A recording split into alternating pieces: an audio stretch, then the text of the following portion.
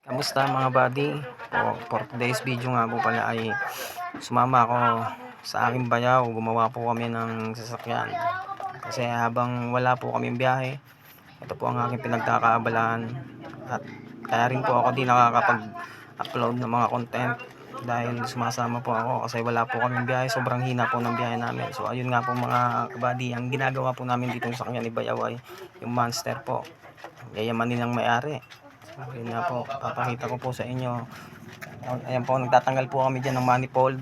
Kung nakikita nyo po, ayan rin po yung mga fuse nya, tsaka yung sa ilalim po ng fuse nya, nandyan po yung computer box. So, tatanggalin po namin yung manifold nyan kasi sobrang dumi na po at lilinisin na rin po namin.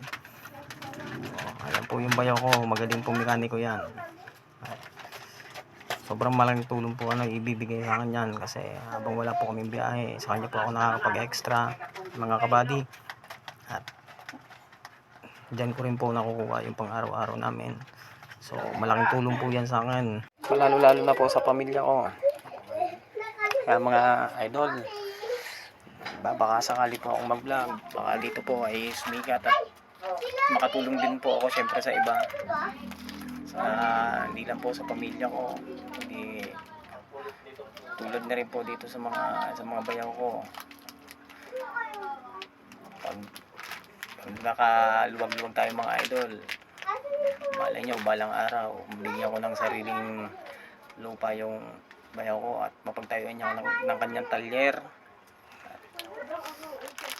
Kasi isa po ito sa